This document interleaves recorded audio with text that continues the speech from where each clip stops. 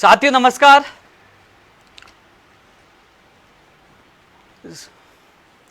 आप सबका इस लाइव प्रोग्राम में स्वागत है। बहुत दिनों के बाद मैं आपके बीच में आया हूं। साथियों, लगातार आप लोगों के कॉल और मैसेज मिल रहे थे। हालांकि जो वर्तमान परिस्थितियां है वो कोरोना के लगभग बहुत भयंकर परिस्थितियां है। काफ़ी लोगों के कॉल और मैसेज मुझे मिलते हैं, मैं उनके मैसेज देखता हूं, लेकिन मैं कई बार कॉल नहीं उठा पा रहा था, मैसेज का रिप्लाई दे पा रहा था। करीब 15 दिन से ज़्यादा हो गए मैं बीमार चल रहा था और अधिकतर मैं घर पे ही था और किसी से मिल भी नहीं रहा था, क्योंकि दोस्तों ये कोरोना एक बड़ी महामारी है और इसमें बड़े बड़े लोग इस दुनिया में नहीं रहे।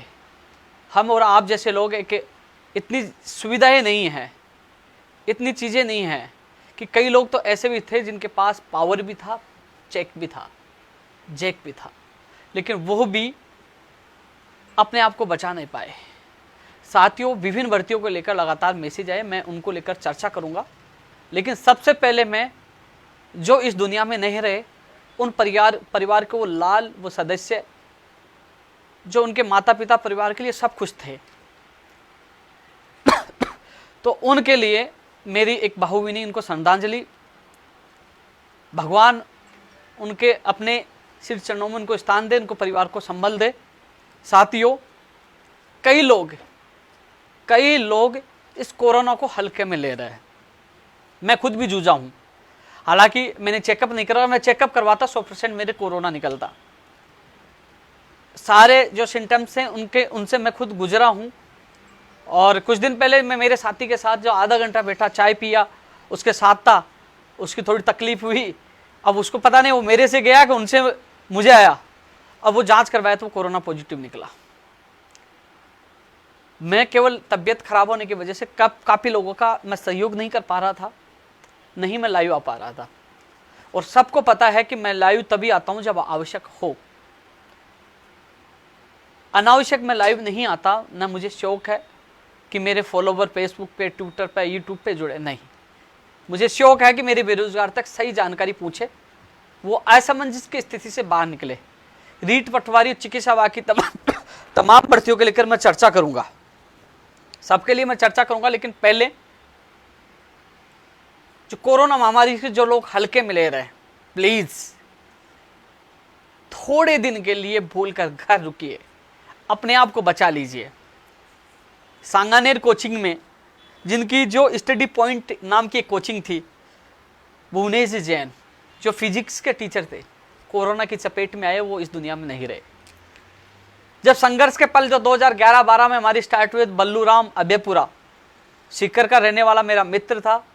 हालांकि 2018 रीट में उसका ज्वाइनिंग हुई, उसकी शादी हुई, थोड़े दिन पहले भाई की शादी थी और वह आर्थिक स्थिति से परेशान भी था। लेकिन आज वो कोरोना की चपेट में इस दुनिया में नहीं रहा। बाड़मेर का एक शिक्षक नहीं रहा। लगातार कई लोग इस दुनिया में नहीं रहे। रोहित सरदाना जी जो न्यूज एंकर थे, जिन्होंने जो हमारा माँ पढ़ाओ था, उस दौरान हमारी दस्तक में, आज तक में हमारी आवाज़ बुलंद की, हमारा साथ दिया, वो भी इस दुनिया में नहीं रहे। उनके पास पूरी सुविधाएं थी।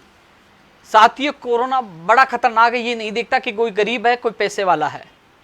इससे सतर्क, सावधान और घर पर रहने से ही हम बच सकते हैं। इसलिए लगातार आपके कॉल और मैसेज मिल रहे हैं, मुझे पता है, मैं आपकी पीड़ा समझता हूँ। बेरोजगारी सबसे बड़ी है। मैंने अखबार में पढ़ा कि राजस्थान दूसरे नंबर पे आ गया है।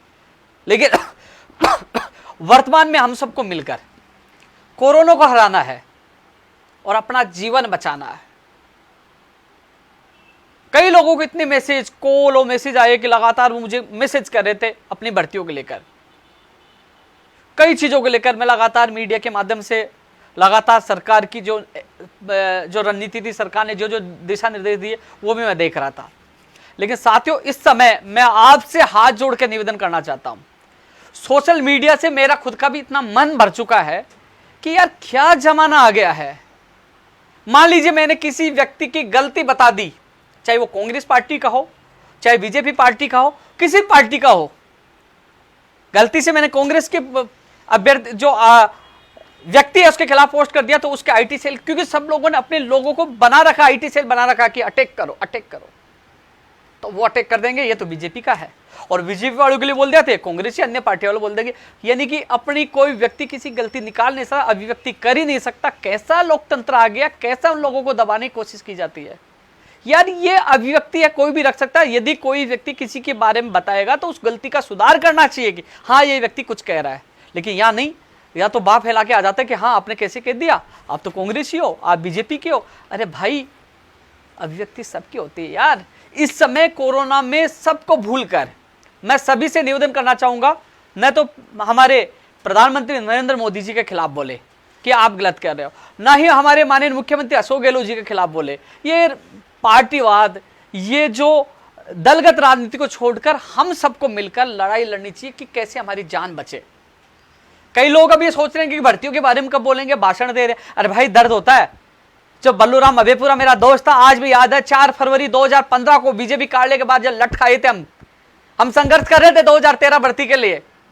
वो मेरा साथी वहां मौजूद था। जब हम जेल चले गए तो वो बाहर बैठा रहा, जब जेल से बाहर आए जब तक वो व्यक्ति बाहर बैठा रहा। संघर्ष किया, वो अध्यापक बन गया, सरकारी कर्मचारी बन गया। लेकिन आज कोरोना की वो ग्रास बन चुका, वो इस दुनिया में नहीं रहा। शादी थोड़े दिन पहले हुई थी। सोचिए, ये दर्द मैं जानता हूं, मेरा करीबी था। कई लोग भाई जिस कोरोना में जिन लोगों ने अपने सदस्य खो दिए, परिवार का सदस्य खो दिया, अपना लाल खो दिया, वो दर्द जानते कि कितना बड़ा दर्द है। प्लीज अपने निजी स्वार्थ को कुछ दिन भूलकर, प्लीज दलगत राजनीति को छोड़कर हम सबको एक होकर इस कोरोना को हराना है। चाहे प्रधानमंत्री जी या चाहे मुख्यमंत्री जी जो भी निर्देश थे उनकी पालना करनी है। लॉकडाउन लगाया तो लॉकडाउन की पालना करो। 2 तरह के लोग होते हैं भैया, लॉकडाउन लगा दिया तो लोग मर जाएंगे। मेरी भी गलतफहमियां थी, मैंने भी एक ट्वीट किया था कि बताना चाहिए, लेकिन जब मुझे पता चला कि कोरोना कितना गंभीर है तब समझ में आया कि हां सरकार जो निर्णय लेती है वो प्रदेश हित में लेती है, उनकी पालना हम सबको करनी चाहिए। लॉकडाउन लगाने से नहीं, लॉकडाउन लग जाएगा तो लोग मर जाएंगे, ये हो जाएगा, रोजमर्रा लोग बेरोजगारी, कई चीजों नहीं लगाए उन्होंने।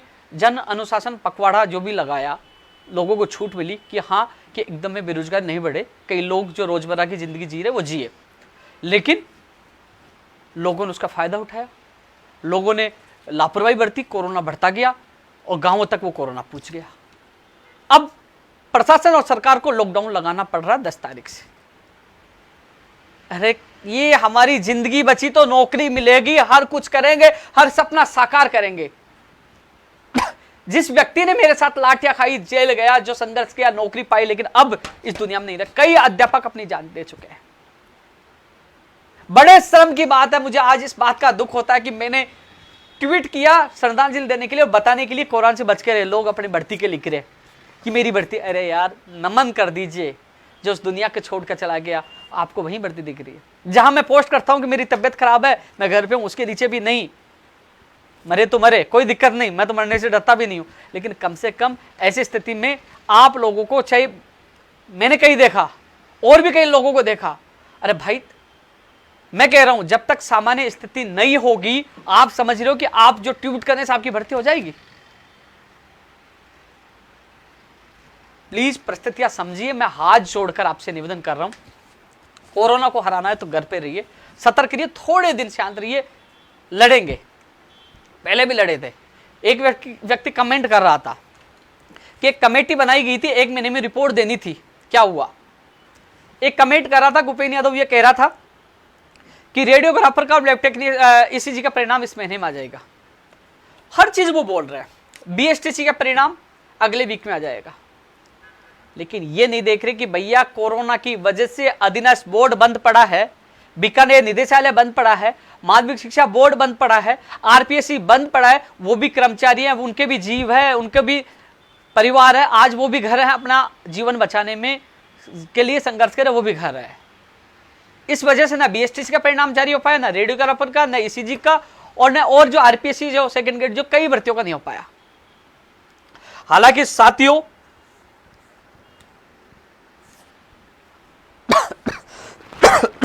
एक चीज मैं आपको बताना चाहूंगा, चेयरमैन अधीनस्थ बोर्ड के चेयरमैन साहब से मेरी 2 बार बात हुई है, फोन पे मेरी बात हुई है, और चिकित्सा विभाग में भी जो मेरी बात हुई है, मुकुल शर्मा जी से बात हुई है, और दुत्तर साहब से मेरी बात हुई है, मैं खुद ने मैंने बात की है। चेयरमैन साहब का कहना था कि हमें अधीनस्थ बोर्ड खोलने की अनुमति मिलते ही अब मात्र 2 या 3 दिन में, 2 दिन भी नहीं लगाएंगे, हम रेडियोग्राफर की जो सूची जारी कर देंगे। इसके अलावा 26-27 लैब टेक्नीशियन के और भी रिजल्ट जारी होना है, 26, 27, 28 जो भी है वो उसकी और सूची जारी होनी है। इसके अलावा ECG में बोले कि पहले हम रेडियोग्राफर का निकालेंगे 26-27 जो है लैब टेक्नीशियन के, और उसके बाद 5-7 दिन 2-4-5-7 दिन उसमें लगेंगे, हमारे केस में ECG में लगेंगे। ये मेरी उनसे बात हुई थी। उसके बाद मैंने माननीय मुख्यमंत्री जी को अधिकारियों के सामने ये बात रखी है, माननीय मुख्यमंत्री तक बात पूछाई है कि आप UTP पे यानी कि आप लोगों को ले रहे हो वैसे संविदा पे, तो कम से कम वो भर्तियां तो पूरी कर दीजिए भैया, बोल मत। कम से कम जो भर्तियां है, रेडियोग्राफर है, ECG है, CHO है। साथियों, मैंने आज ही आपकी बात आज भी पूछाई है, क्योंकि लाइव आने से पहले मैंने आपकी बात पूछाई है, उससे पहले पूछाई है, सरकार तक पूछाई है और माननीय मुख्यमंत्री तक बात पूछाई है, क्योंकि अब विषम परिस्थितियां है। इन विषम परिस्थितियों में साथियों जो चिकित्सा विभाग की भर्तियां पूरी होती है तो कोरोना संक्रमण रोकने में कहीं न कहीं सरकार को भी इसमें बड़ा सहयोग मिलेगा। CHO कि जो जल्द से जल्द उसमें एप्लीकेशन लगा के कोर्ट से भी जो भी मामला कोर्ट में है या एकलपीठ का निर्णय माना है, यानी कि जिनका जो शिकायतें आई हैं उनको छोड़ते हुए जिनमें शिकायतें नहीं उनका रिजल्ट जारी कर सकते हैं। इस संबंध में भी मैंने बात रखी है, CHO के लिए रखी है। MO की जो डॉक्टर की जो मेडिकल ऑफिसर की सूची जारी है, 250 से ज्यादा सीटें खाली है, वो बात भी रखी है। प्रयोगशाला सहायक 1534 जो अभी भी काम करे, करीब 400-500 लोगों को हटा दिया, उनका अनुभव उनको लिया जाए। नर्सिंग भर्ती 2013 है, 18 है नर्सिंग भर्ती। इसके अलावा इसके अलावा जो आयुर्वेद नर्सिंग भर्ती वाले भी हैं। तो साथियों, इन चीजों की बात मैंने रखी है, मैं कोशिश कर रहा हूं। चेयरमैन साहब ने कहा कि वहां से अनुमति मिल जाएगी तो मैं 2 दिन में वो परिणाम रेडियोग्राफर ECG का मैं निकाल दूंगा। तो साथियों, मैं कोशिश कर रहा हूं बोर्ड खुले और जो परिणाम अटके वो निकले, इसके लिए मैं पूरी कोशिश कर रहा हूं। मेरी तबियत पहले से ठीक है और मैं इस स्थिति में आ गया कि लाइव आ सकूं। मैं काफ़ी दिनों से काफ़ी लोगों को कॉल मैसेज आ रहा कि लाइव आए, हमें बताइए। तो साथियों, मैं थोड़ा बीमार की वजह से नहीं आ पाया, लेकिन अब ठीक हूँ और आपके भी बीच में आया हूँ। लेकिन इतना ज़्यादा कहना चाहूँगा, आप बच के रहे, क्योंकि कोरोना के ग्रास से मरते मरते बच के मैं भी निकला हूँ। इन समस्याओं का सामना मैंने भी किया कि मेरा साथी तो अभी भी एक तो एडमिट है कोरोना की वजह से और कई दुनिया में से छोड़ के चले गए। इसके अलावा दोस्तों, एक वार्ड बॉय 2013 में भी 1848 में भर्ती आई थी। आज वार्ड बॉय जो कोरोना पेशेंट को ले जाने और मरीजों को ले जाने का काम करते हैं आज, क्योंकि सबसे बड़ी बात है, आपने देखा होगा कि आज तक वाले ने भी चलाए थे और भी न्यूज़पेपरों ने चलाए थे, उनको मैंने सारी डिटेल मैंने भेजी थी आपकी भर्तियों की। साहब, इनको उठाइए, कम से कम माननीय मुख्यमंत्री तक बात पूछे, क्योंकि बिहार के मुख्यमंत्री ने भी निर्देश दिए थे। तो ये भर्तियां चाहे ECG हो, चाहे रेडियोग्राफर हो, चाहे लैब टेक्नीशियन हो, चाहे CHO, चाहे प्रयोगशाला सहायक हो, चाहे नर्सिंग भर्ती 2013 हो, चाहे वार्ड बॉय हो, चाहे आयुर्वेद नर्सिंग भर्ती 2013, इन सब तमाम भर्तियों की बात मैंने उनके सामने रखी है। राजस्थान पुलिस भर्ती की बात रखें, जब होमगार्ड अब लगा रहे हो तो 2018 की 1600 पद खाली है, उनको भी लिया जाए, आपके पद खाली, ये बात भी मैंने रखी है। दोस्तों, कमेटी के सुझाव की बात भी, कमेटी देखो, कोरोना है, सबके प्यारा है, सबको अपना जीवन प्यारा है।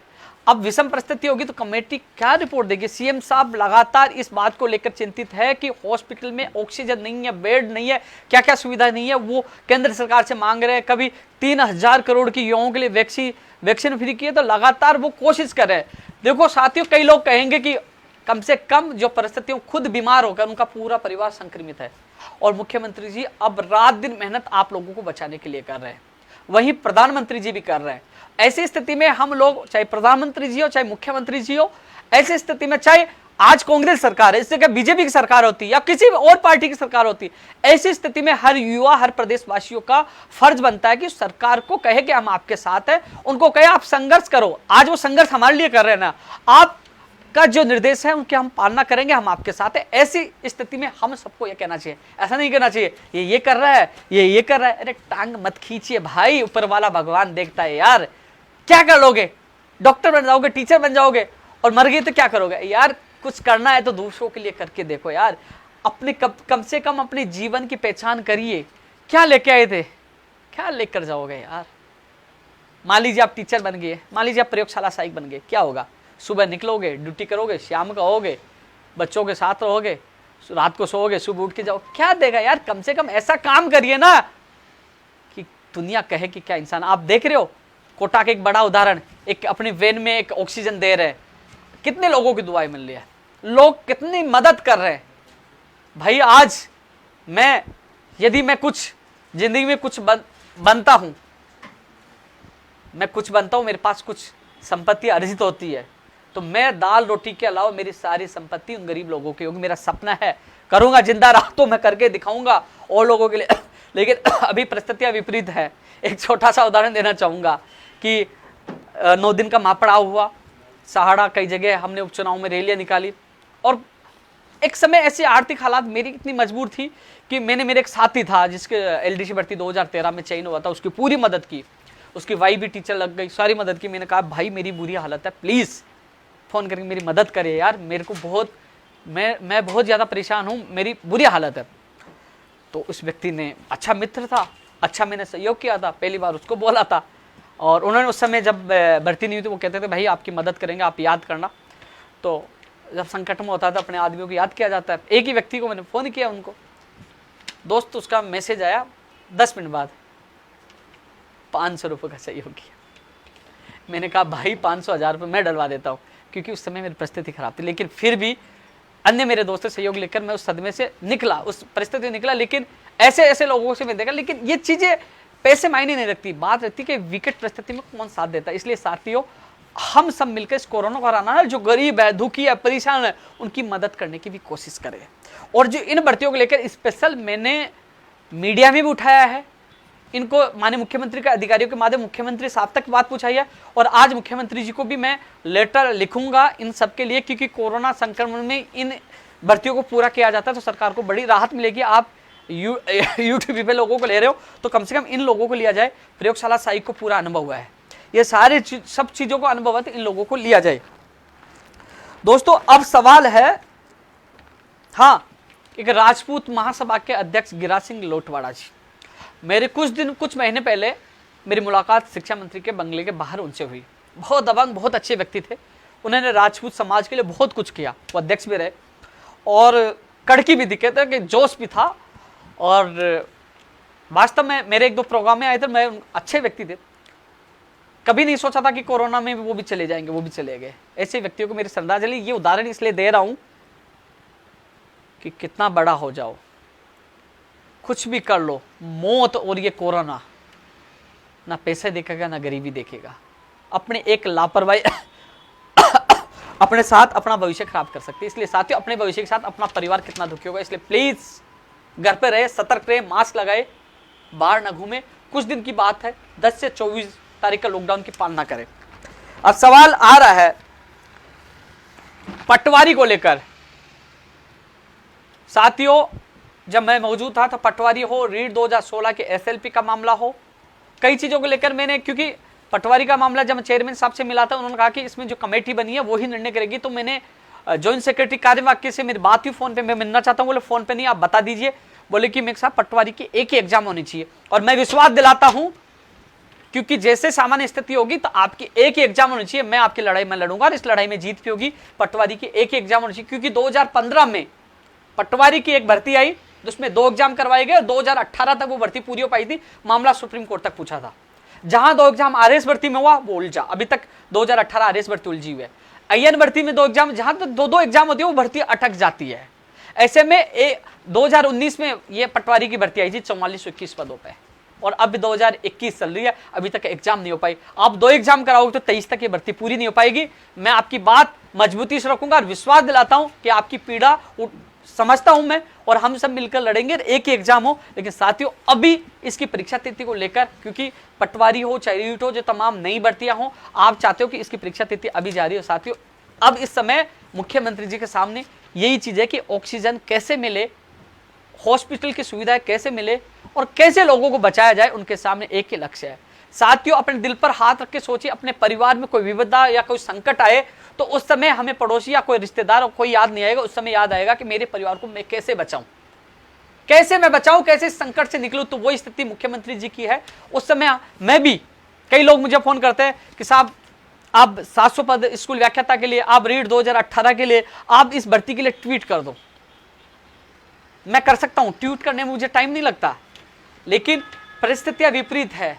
हर कोई मजाक उड़ाएगा, यहां जान जा रही है। यहाँ लोग मर रहे हैं। आज पूरी सरकार, आज पूरा प्रदेश संकट में है और ऐसी स्थिति में मांग कर रहा हूं कि साहब इनको ज्वाइनिंग दे दीजिए, ये कर दीजिए। सामान्य स्थिति हो जाएगी तो मैं आपके लिए लड़ूंगा साथियों। ट्वीट तो मैं कर दूंगा, ट्वीट से क्या होगा, लेकिन साथियों कथनी और करने में फर्क नहीं होना चाहिए। लोग जो लंबे लंबे ट्वीट कर रहे हैं ना, और ये कभी धरातल पे नहीं आते। और जब लड़ाई लड़नी होगी तो आपका भाई मैदान में आएगा, आपका भाई लड़ेगा। मैं किसी पार्टी विशेष से नहीं, जिससे लड़ना है मैं लड़ता हूं। लड़ाई लड़ना हो तो लड़ता हूं, कभी पीछे नहीं हटता हूं। मैं वादा कर रहा हूं, विश्वास दिला रहा हूं, सामान्य स्थिति होती है, सरकार हमारी नहीं सुनती है तो लड़ाई लड़नी पड़ेगी तो लड़ेंगे, आंदोलन करना पड़े तो लड़ेंगे, लेकिन पीछे नहीं हटेंगे। लेकिन अब सामान्य स्थिति नहीं है, पटवारी एक एग्जाम हो, हम सब मिलकर लड़ेंगे और एक एग्जाम होगी। मैं विश्वास दिलाता हूं हम इस लड़ाई को जीतेंगे। दोस्तों, रीड 2021 को लेकर काफी लोगों के कॉल मैसेज आ रहे हैं। मैं इनकी परिस्थिति समझता हूं दोस्तों। लगातार 2 जून, 2 अगस्त, फिर सितंबर, 2 अगस्त थी पहले, फिर 2 सितंबर, फिर फरवरी, और फिर अब 25 अप्रैल और फिर 20 जून। लगातार तारीख बढ़ी, लोग तैयारी कर रहे थे, कमरा किराया ले रखे थे, घर वाले भी ताने मारते हुए। मैं हर परिस्थिति समझता हूँ। सबसे ज्यादा पटवारी और रीट के अभ्यर्थी है पूरे प्रदेश में, जो तैयारी का हर घर में अधिकतर ये लोग मिल जाएंगे। साथियों, एक चीज और बताऊं, आप थोड़ा सा आप पीछे जाइए, सोचिए, यदि 25 अप्रैल को एग्जाम होती निश्चित तिथि पे, मान लो 25 को होती कि यहाँ 25 को होगी, ऐसी स्थिति में भी नहीं हो पाती। आपने देखा होगा कि 15 अप्रैल के बाद एक भी एग्जाम नहीं हुई। सारी जो एग्जाम थी केंद्र से लेकर, सब ने जो हालात बिगड़े अचानक अप्रैल में बिगड़े ना, सारी परीक्षा स्थगित कर दी गई। यानी कि आरएस के इंटरव्यू तक जिसकी संख्या ज्यादा नहीं होती वो स्थगित कर दिए गए। ऐसे में आप ये सोच रहे, कई लोग कह रहे थे कि 25 अप्रैल को तारीख बढ़ा दी, गलत हो गया। हालांकि मैं पक्ष में नहीं था, मैं भी पक्ष में नहीं था, समय पे एग्जाम मैं भी पक्ष में था, लेकिन कोरोना ने ऐसी स्थिति बिगाड़ी कि 25 अप्रैल को एग्जाम होती तो भी नहीं होती, वो स्थगित होती। अब रही 20 जून की, 24 मई तक लॉकडाउन है, यानी कि 24 मई तक कुछ भी नहीं होगा। और 24 मई के बाद क्या परिस्थितियां होगी, न आप बता सकते हो, न मैं बता सकता हूं। आपने सोचा था कि कभी दोबारा ऐसा कोरोना की भयावह स्थिति हो जाएगी? 24 तारीख के बाद ही पता चलेगा कि क्या स्थिति है, लॉकडाउन बढ़ेगा या घटेगा। लेकिन अभी तक जो ईडब्ल्यूएक्स आरक्षण की वजह से जो फॉर्म रीओपन होने थे, लोगों का आवेदन प्रक्रिया सारी भर्तियों में दोबारा करवानी थी, वो नहीं हो पाई है। ऐसी स्थिति में 24 के बाद रीओपन करवाते हैं, 10 से 15 दिन उन्हें लगेंगे। मान लीजिए 30 तारीख करवा दिया तो 15 जून तो गई। अब स्थिति यही है कि 20 जून को एग्जाम होगी नहीं होगी, लेकिन वर्तमान परिस्थितियों को देखते हुए यही लगता है कि संभावना लगभग बहुत कम हो गई है, क्योंकि कोरोना की स्थिति मुझे नहीं लगता कि इतनी जल्दी 24 मई तक सुधर जाएगी। लोग मर रहे हैं, आंकड़े आपके पास आधे ही आ रहे हैं। सच है कि बहुत ज्यादा लोग मर रहे हैं, बहुत ज्यादा लोगों की स्थितियां गंभीर है। गाँव में कोरोना पहुंच चुका है, लोग बीमार हो रहे हैं, बुरी हालत है, त्राई मची हुई है। और 24 तारीख के बाद ही स्थिति स्पष्ट हो पाएगी।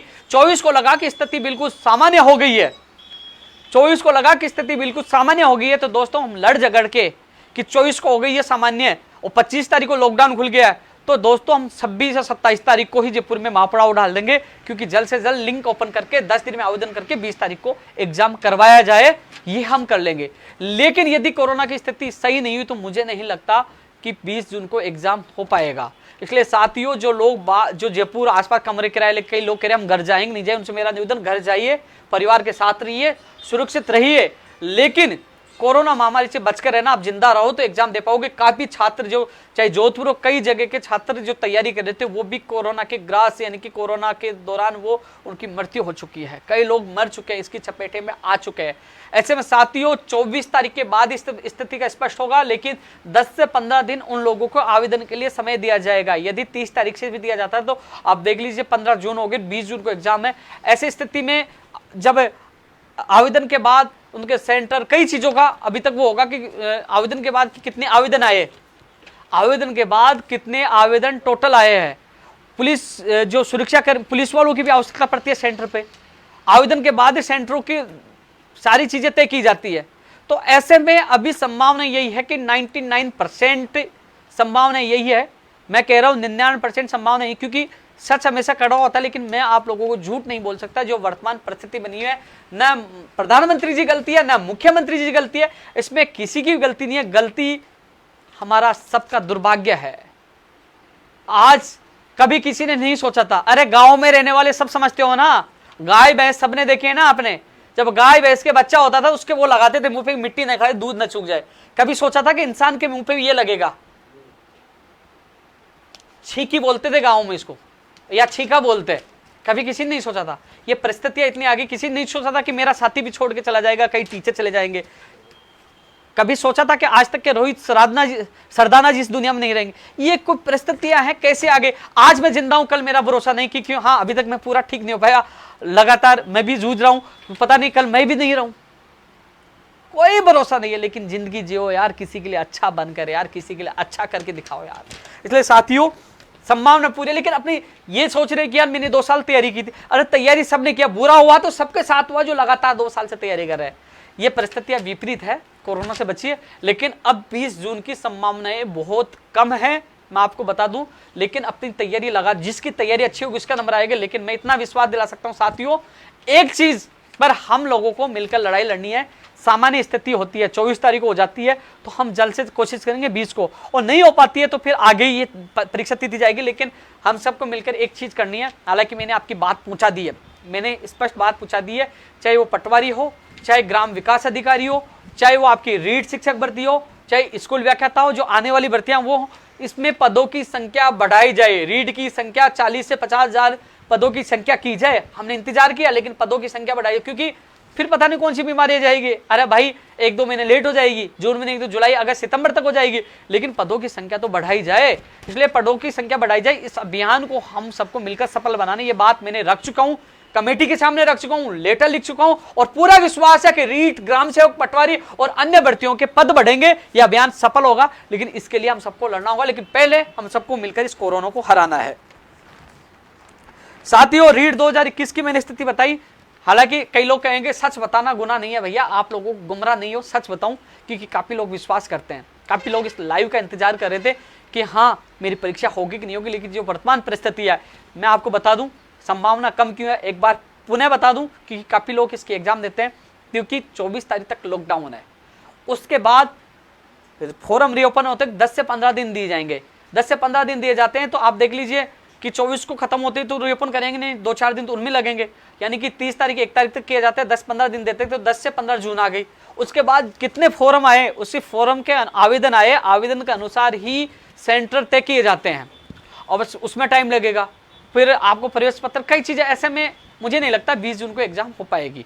ये चीजें कब होगी जो मैं बता रहा हूं कि 15 दिन में आवेदन ले लेंगे, 10 दिन, ये यदि 24 तारीख के बाद सामान्य स्थिति हो जाती है तो। मुझे नहीं लगता, जिस प्रकार पूरे देश में त्राही मची है, कोरोना की वजह से मौत हो रही है, लगातार स्थिति बिगड़ती जा रही है, मुझे नहीं लगता 24 तारीख तक स्थिति संभल जाएंगी, क्योंकि ये जून मध्य तक ये मामला जा सकता है। ऐसे में जेईएन भर्ती 12 जून को है और 20 जून को रीट है। ऐसे में दोनों भर्तियों की परीक्षाओं पर एक तरह से बादल छाए हुए खतरे के। मेरे हिसाब से संभावना बहुत कम है। सच बताना मेरा फर्ज है। जिससे कई लोग तैयारी कर रहे हैं वो तैयारी जारी रखे, क्योंकि आपकी तैयारी आपके काम है। लेकिन कई लोग कमरा लेके पड़े हुए हैं कि हम जाए कि नहीं जाए, कमरा किराया देख नहीं दिए, हमारे आर्थिक हालात खराब है, उनको बताना मेरा जरूरी था। दोस्तों, एक पंचायत राज एलडीसी भर्ती 2013, नर्सिंग भर्ती 2013, साथियों बजट का मामला आपका पहले बुझा हुआ था। और ऐसी स्थिति में कई लोग कहते हैं कि हमारा ट्यूट करो। मैं इसलिए नहीं करता, चिकित्सा विभाग की भर्तियों का इसलिए कर रहा हूँ ट्यूट कि चिकित्सा विभाग की भर्तियां पूरी होती है तो कोरोना संक्रमण रोकने में इनका महत्वपूर्ण योगदान होगा।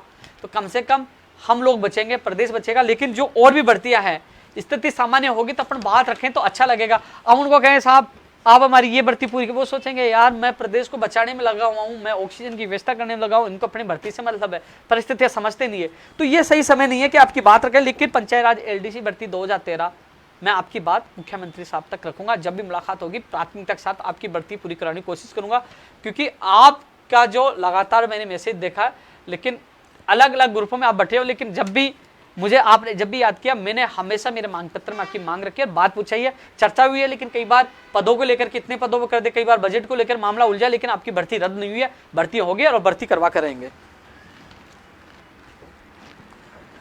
दोस्तों, वरिष्ठ अध्यापक भर्ती 2018 6 अप्रैल को 622 पदों पर जो गई थी, पिकअप लिस्ट, क्योंकि आरपीएससी बंद पड़ी है इस वजह से जारी नहीं हो पा रही। मुझे याद है जैसे खुलते ही मैं आपकी ये सूची जारी करने की पूरी कोशिश करूंगा।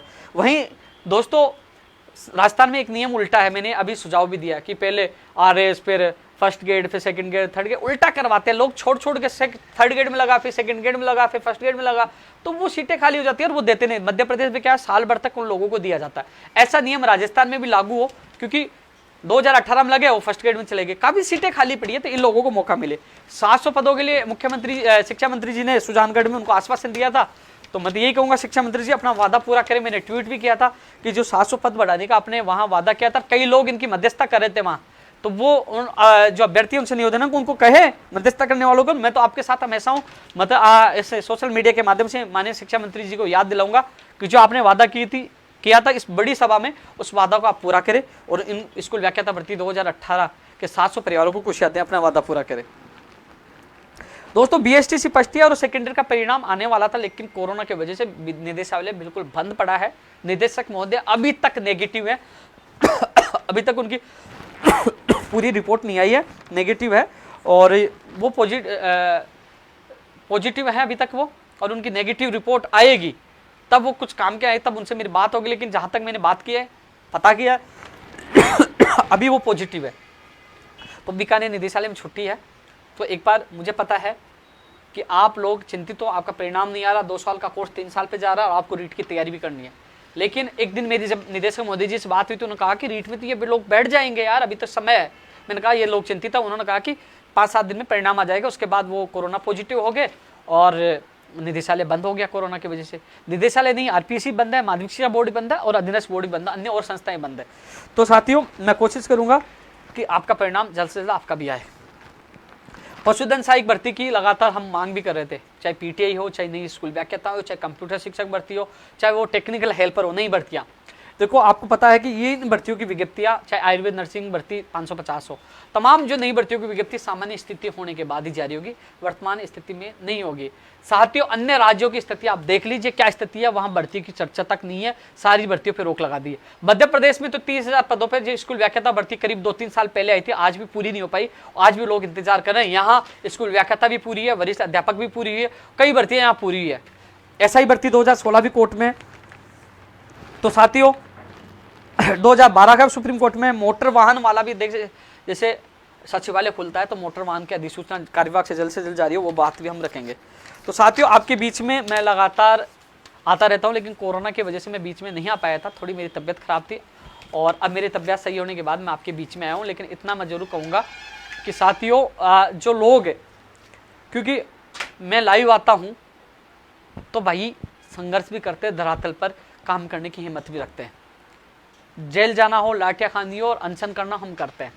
और अब विषम परिस्थितियां, ऐसे में कई लोग कहेंगे कि ये तो सरकार ने, मैं केंद्र सरकार का पक्ष ले रहा हूं, मैं माननीय मुख्यमंत्री के साथ साथ प्रधानमंत्री का पक्ष ले रहा हूं, क्योंकि हम सबको ये भूलकर एक दूसरे की गलतियां निकालने के बजाय हौसला देना चाहिए कि आप अच्छा काम कर रहे हो, हम आपके साथ हैं। अरे हम बचे, हमारी जान बची तो नौकरी मिलेगी, लड़ाई भी करेंगे, संघर्ष करेंगे और जीतेंगे भी, लेकिन हम मर जाएंगे तो क्या मिलेगा। मेरे उदाहरण दिए ना, मेरे दोस्त भी नहीं रहे, अरे आज मैं हूं या कल मैं भी नहीं रहूं, ये कोरोना है, किसको ले जाए यार, कोई भरोसा नहीं है। हाँ मैं कुछ लोगों को कमेंट देखता हूं, एक बार फिर उनसे मैं चर्चा करने की कोशिश करूंगा, देख लेता हूं एक बार।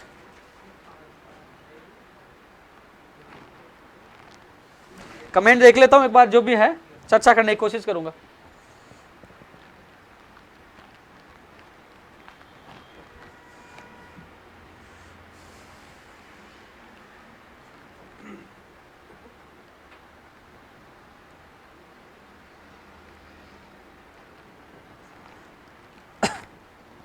पुलिस भर्ती 2000 स्टेट लेवल पे होनी चाहिए भैया, 1600 भाई पूरी कोशिश कर रहे हैं। चेतन जी सीएचओ वाली मैंने बात पूछा दी है, जल्द से जल्द के लिए मैं पूरी कोशिश कर रहा हूं। मैं नीचे से देख लेता हूं यार, ये पुराने काफी हो गए।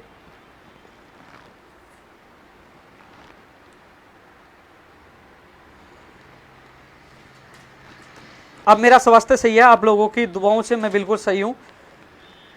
थोड़ी सी खांसी रह गई, जांच करवाया नहीं अभी तक, तो मैंने सोचा जांच के चक्कर में उलझा के कहीं राम राम सत न कर दे।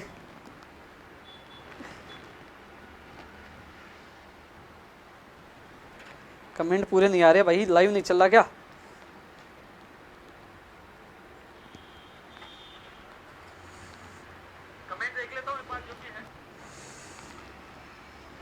1534 सुरेश जी, इसमें थोड़ा सा समय लग रहा है प्रयोगशाला साइक में। एडवोकेट जनरल साहब की इसमें लीगल ओपिनियन आ गई है, तो थोड़ा सा इसमें कोरोना की वजह से, मैं मुकुल शर्मा जी से भी मेरी बात हुई थी, उन्होंने कहा कि मेरे भाई, मेरे भाभी, कई लोग परिवार के सदस्य बीमार हैं, फिर भी मैं काम कर रहा हूँ, लेकिन थोड़ा सा समय लगेगा। एडवोकेट जनरल ने इस संबंध में जो लीगल ओपिनियन है विभाग को सौंप दी है, वहाँ से रिपोर्ट आ गई है। ये भर्ती, एक चीज़ बताता हूँ, जो लोग कई सवाल उठाते, प्रयोगशाला सहायक भर्ती 2018 1534 पदों पर, इस भर्ती को रद्द कर दिया गया था, समाप्त कर दिया गया था। जो हमने लगातार 9 दिन आंदोलन किया, इसके अलावा जो महापड़ाव डाला, जो हमने रैलियां निकाली, उसके बाद वार्ता हुई, समझौता हुआ, उसके बाद इस भर्ती को पुनः जिंदा किया गया। एडवोकेट जनरल साहब की राय ली गई है और उसको दोबारा जिंदा की है। भर्ती होगी तो 1534 परिवारों को न्याय मिलेगा, उनकी खुशियां मिलेगी। साथियों, समय जरूर लग रहा है, लेकिन आपको खुशियां मिलेगी। जो मैंने आपसे वादा किया वो वादा मैं पूरा करूंगा। रीट 2018 वाला दोस्त, अभी अर्जेंट मामले में सुनवाई नहीं हो पा रही। मैंने 2 दिन पहले निदेशक महोदय जी को कॉल लगाया था, तो उन्होंने कहा कि अभी मैं कोरोना जो है पॉजिटिव हूँ, अभी स्थिति सही नहीं, तो फिर मैं उनसे बात नहीं कर पाया, क्योंकि मैं किसी को फ़ोन लगाऊं वो कहे अभी बीमार है, पॉजिटिव है, तो मैं कहूँ कि साहब हमारी सुनवाई करवा दीजिए, नहीं, अच्छा नहीं लगता। लेकिन ये ज़रूर है कि मैं आपकी पीड़ा समझता हूँ। 2018 रीट की जो वेटिंग वाला मामला, लेवल 2 के अंग्रेजी विषय और फर्स्ट लेवल का मामला हाई कोर्ट की डबल बेंच जोधपुर में उलझा हुआ है। लगातार आपके मैसेज मुझे मिल रहे हैं, लेकिन कई ऐसे लोगों के मैं मैसेज देख रहा हूँ जो संघर्ष के दौरान गायब थे। आज कह रहे हमारा साथ दो, आप भूल गए। अरे भाई, तुम कहाँ थे, याद है क्या? आज नौकरी मिल रही तो आज आ गया। मुझे पता है कितना संघर्ष करके हमारे दम पे, संघर्ष के दम पे वो सूची आई है, लेकिन जितनी मदद होगी करेंगे। लेकिन अब परिस्थितियाँ आज अनुकूल नहीं है कि हम दबाव बनाए सरकार को ये करो, फिर भी जितनी मदद होगी मैं करूँगा आप लोगों की।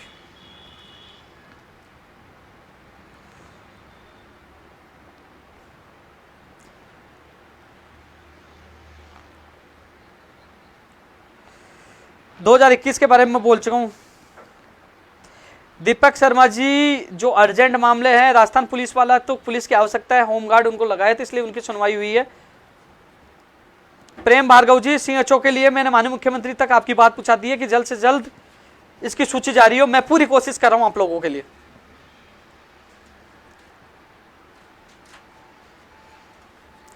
दीपाराम जी, 2016 की भी अपन बात करेंगे, एक बार सामान्य स्थिति हो जाए मैं आपकी बात रखूंगा। प्रबोधक 2008, भैया स्थिति होने के बाद आपकी बात। टेक्निकल हेल्पर की वाली, टेक्निकल हेल्पर एक बार स्थिति होने दे आपकी। टेक्निकल हेल्पर जो नई भर्तियां हैं, चाहे कंप्यूटर शिक्षक भर्ती हो, नई स्कूल व्याख्याता हो, तमाम भर्तियों के लिए कम करेंगे। पंचायत सहायक को क्या चल रहा है यार, इसके बारे में तो रामजीत जो आपका नेतृत्व कर रहा है उनको पूछिए एक बार। सेकंड ग्रेड की पिकअप लिस्ट, हाँ भाई मुकुट बिहारी जी पता है, लेकिन एक बार आरपीएससी खुलने दीजिए कि जल्द से जल्द जारी हो। मैं आपका पूरा साथ दूंगा, क्योंकि निदेशालय में जब मामला उलझा हो तभी आपका पूरा साथ दिया था। सुनील, धन्यवाद भाई। वैष्णव जी, बिल्कुल। विक्की शर्मा जी, सीएचओ के लिए आपकी बात पूछा दी है, जल्द से जल्द ये भर्ती पूरी हो। मैं भी चाहता हूँ ईसीजी का परिणाम निकले हुए, रेडियोग्राफर, प्रयोगशाला सहायक, ये जो चिकित्सा विभाग की भर्तियां जल्द से जल्द पूरी हो। मैं मीडिया के माध्यम से भी एक बार इनको पुनः उठाने की कोशिश करूंगा, पहले भी उठाइए और माननीय मुख्यमंत्री साहब तक बात पूछाइए, और एक बार पुनः पूछाकर जल्द से जल्द करवाने की पूरी कोशिश करूंगा। पंचायत सहायक है, उनका मानदेय 6000 है, वास्तव में मानदेय इनको बढ़ाना चाहिए। अमित भाई, हारना नहीं है, मानसिक स्थिति खराब होगी लेकिन लड़का जीतना है। कोरोना में सबकी स्थितियां खराब है, थोड़ा सा संयम रखें।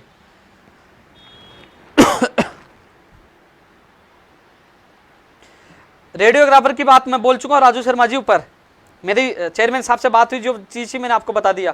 शैलेंद्र जी धन्यवाद। First grade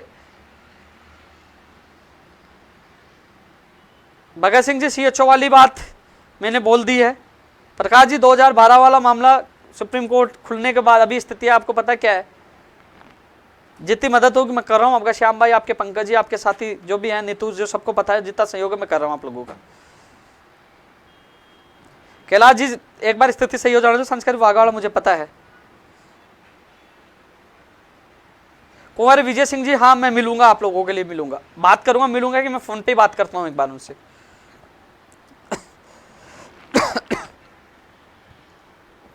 Abhishek ji, एलटीआरटी vacancy बिल्कुल मुझे पता है, मैंने बात की है, कोशिश कर रहा हूं आप लोगों के लिए। देखो साथियों, एक चीज और बता दूं, जो चिकित्सा विभाग की जो भर्तियां है, जो वर्तमान परिस्थिति को लेकर ये पूरी हो सकती है, इसके अलावा अन्य विभागों की भर्तियां सामान्य स्थिति होने के बाद ही हो पाएंगी। लेकिन चिकित्सा विभाग की इसलिए आवश्यकता है कि कोरोना की जो संक्रमण बढ़ रहा है उसको रोकने के लिए सरकार पूरा करे, लेकिन इसमें अधिकारी भी कुछ नहीं कर पाएंगे। ये नीतिगत फैसला सरकार को करना है। माननीय मुख्यमंत्री तक मैंने बात पूछाई है और दोबारा पूछाऊंगा, मैं कोशिश करूंगा, मैं पीछा पड़ा रहूंगा, कोशिश करूंगा माननीय मुख्यमंत्री तक बात पूछाकर दोबारा कि आपकी ये जल्द से जल्द चिकित्सा विभाग की भर्तियां पूरी हो, क्योंकि ये भर्तियां पूरी होती है इस समय कोरोना काल में, तो कहीं ना कहीं सरकार को बड़ा सहयोग मिलेगा और संक्रमण पर काबू करने में एक बड़ा योगदान ये लोग दे पाएंगे। क्योंकि यूटीपी में जो लोग आ रहे हैं वो कुछ समय के लिए आ रहे हैं, लेकिन ये स्थायी आएंगे। जब इनको आप नौकरी दोगे तो ये खुशी खुशी से दुगनी ताकत के साथ ये सेवा करेंगे। ये बात मैंने पूछा ही है और मैं पूरी कोशिश करूंगा।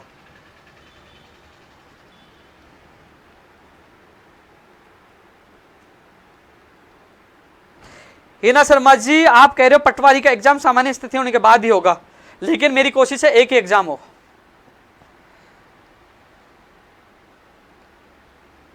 विनोद कुमार जी, पहले से अब ठीक हूं मैं। धन्यवाद भाई योगेश जी, युगनेश जी, राजू भाई धन्यवाद। जगदीश जी, पटवारी में थोड़ा समय लग रहा है, ये 2 एग्जाम का पेच अटका रहे हैं। मैं 2 एग्जाम के खिलाफ हूं, एक ही एग्जाम हो इसके लिए मैं कोशिश कर रहा हूं। विकास भाई, एक एग्जाम करवाएंगे, 2 एग्जाम में तो 2-3 साल तक भर्ती नहीं होगी। सुनील वैसे 2013 के साथ 2021 550 पदों पर भर्ती पूरी होनी चाहिए, मैं बात रखूं। विनोद कुमार जी, एनएम जीएनएम भर्ती की स्वास्थ्य विभाग की तमाम भर्तियों के लिए हम बात रख रहे हैं। विनोद कुमार जी, आपके साथी विजयपाल, अशोक और जो विनोद पिलानी उनको पूछिए, सारी चीजें वही आप डील कर रहे हैं, सीधा मंत्री से वही बात कर रहे हैं एनएम जीएनएम नर्सिंग भर्ती को लेकर।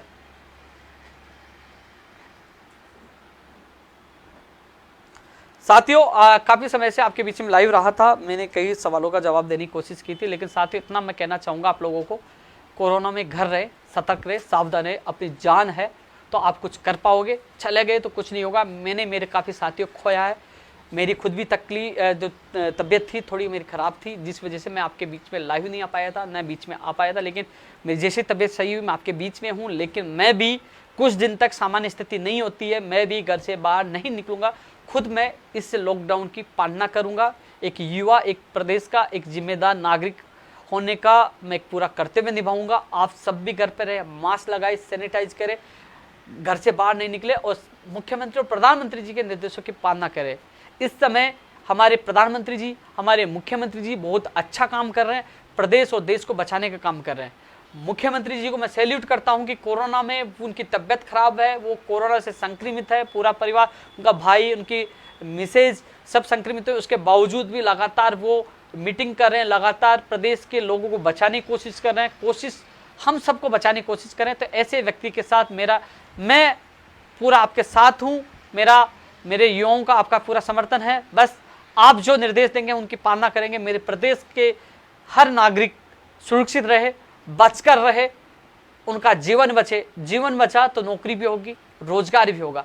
लेकिन इतना जरूर है कि हम आपके साथ हैं। जैसे ही कोरोना की स्थिति सामान्य होती है तो उसके बाद भर्ती परीक्षाओं का कैलेंडर तुरंत जारी करें, जिसे बेरोजगार तैयारी कर सके। नई भर्तियों की विज्ञप्तियां जारी करें, दोबारा से उस रोजगार जो राजस्थान पिछड़ता हुआ नजर आ रहा है, जो सेकंड नंबर पर देश में राजस्थान आ चुका है। हालांकि आपने पिछले कोरोना काल में भी कई भर्तियों को पूरा किया। विश्वास है इस बार भी आप बेरोजगार को रोजगार देकर उनके सपनों को साकार करेंगे।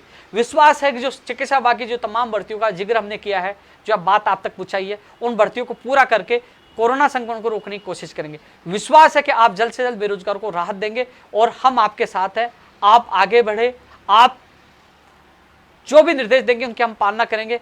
हमारा मुख्यमंत्री अच्छा है, अच्छा काम कर रहे हैं, हम आपके साथ हैं। साथियों, मिलेंगे, लड़ेंगे, लेकिन पहले कोरोना को हराना है, अपना जीवन बचाना है। सामान्य स्थिति होती है यदि सरकार इस समय, क्योंकि दोस्तों विपरीत परिस्थितियों में हम सबको मिलकर साथ रहना चाहिए, चाहे कोई सी पार्टी हो। सबको हाथ जोड़कर मैं यही निवेदन करना चाहूँगा, प्लीज़ किसी की जान के साथ राजनीति नहीं करें, मिले, साथ लड़े और प्रदेश की जनता की जान बचाए। साथियों, सामान्य स्थिति होती है और हमारी मांगे नहीं मानी जाती है तो सरकार कोई सी भी हो, लड़ाई हम लड़ना जानते हैं, संघर्ष हम करना जानते हैं, लड़ेंगे और जीतेंगे। तब तक के लिए अलविदा, फिर मिलेंगे एक नए लाइव के साथ। लेकिन जितनी मुझसे मदद होगी मैं मदद करूंगा। बाहर नहीं निकल पाया लेकिन फोन के माध्यम से जितनी मदद होगी मैं करने की कोशिश करूंगा। जय हिंद, जय भारत।